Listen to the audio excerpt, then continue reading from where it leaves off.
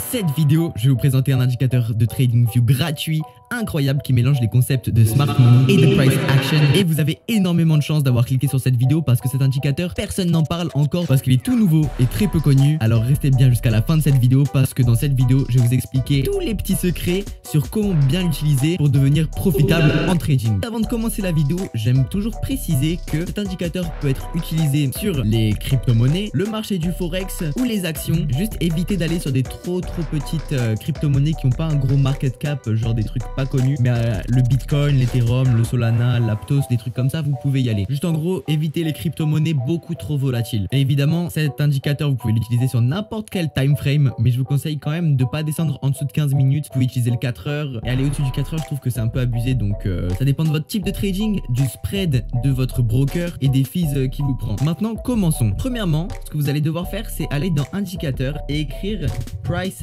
Action Concept et sélectionner celui de Hunter Algos. Moi je le mets en favori parce que franchement il est incroyable cet indicateur. Donc d'abord il va apparaître comme ça. On peut voir que déjà il y a franchement pas mal de choses très intéressantes à observer. Mais ce qu'on va d'abord faire, c'est aller dans les réglages et activer Plot Candle et Bar Candle. Et si vous voulez même, vous pouvez activer les high, les low de la journée, de la semaine, du mois ou de l'année. Donc là, pour vous montrer l'exemple, on va activer ceux de la journée, donc en day. Maintenant, vous pouvez faire d'accord et on peut voir que le graphique est beaucoup plus beau. On peut voir en rouge quand c'est bearish et en vert quand le marché est bullish. C'est très intéressant et on va étudier tout ça dans la vidéo. Regardez les deux lignes bleues qu'on voit sur le graphique. Il y en a une ici et une en bas. Celle du haut, c'est le high de la journée d'avant et celle du bas, c'est le low de la journée d'avant. Donc par exemple, si on va sur du daily, on peut voir en effet déjà qu'on est bearish parce que toutes les bougies sont rouges, mais que ça représente le bout des deux mèches de la journée d'avant. Donc ça peut être quelque chose de très intéressant à utiliser parce que pour les retail traders, ces deux points clés peuvent être des biais psychologiques compliqués à dépasser, où il peut y avoir beaucoup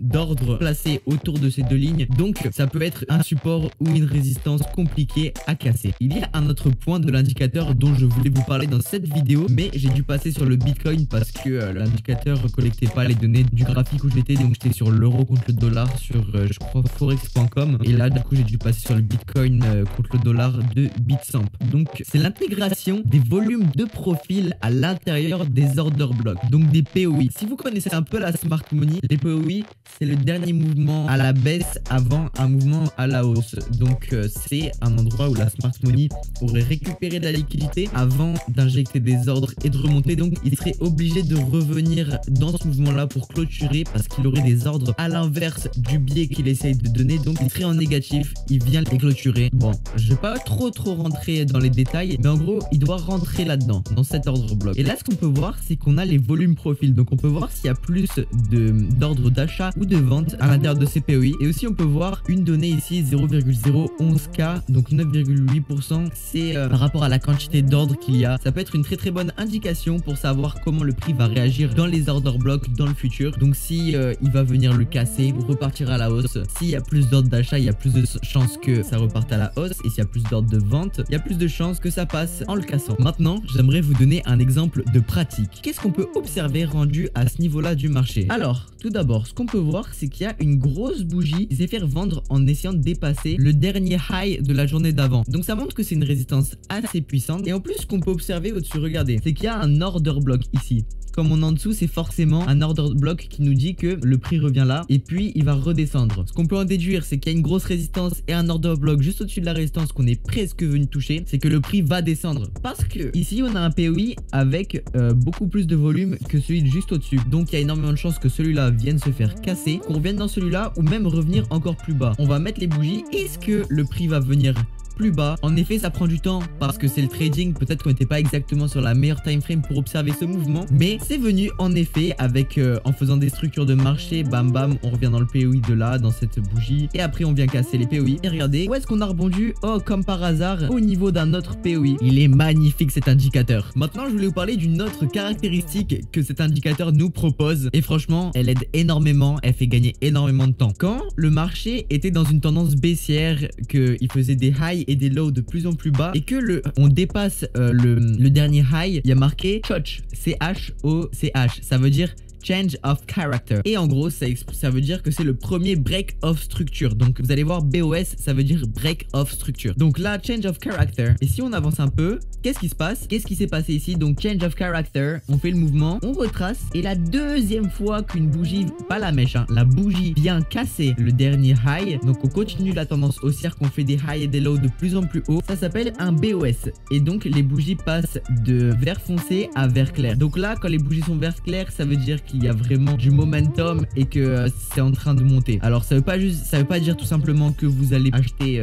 à ce moment-là, mais c'est une indication qu'il y a du momentum et que vous devriez penser à acheter plutôt que vendre. À l'inverse, ce qu'on peut observer, c'est que quand on casse après une tendance haussière, donc c'était pas vraiment une tendance haussière très forte, parce que vous pouvez voir par rapport à ce que je viens de vous dire, que là les bougies sont vert foncé, donc c'était juste le change of structure, il n'y a pas eu de BOS après. Donc là on a un change of structure bearish, donc les bougies sont rouges foncé. Et si on attend et qu'une deuxième fois on vient continuer cette tendance baissière en cassant le dernier low, donc tendance baissière, c'est qu'on fait des lows et des highs de plus en plus bas, et donc là ça s'appelle un break of structure. Donc voilà, ça veut dire ça, BOS, church, tout simplement. Bien, maintenant comme je suis votre youtubeur de trading préféré, je vais vous offrir une petite stratégie avec cet indicateur qui marche, bah franchement j'ai pas fait de backtesting, je vais pas vous mentir, mais logiquement ça devrait marcher parce que ça utilise l'indicateur qui est basé sur des concepts de smart money et de price action, donc normalement ça devrait marcher. Ce que vous allez chercher d'abord, c'est un break of structure pas loin d'un POI. Donc là par exemple, là vous auriez pu rentrer parce qu'il y a eu le POI ici, mais là il n'y a pas de POI assez proche, qu'il y avait un autre break of structure avant. Donc vous allez attendre qu'il y ait un POI à côté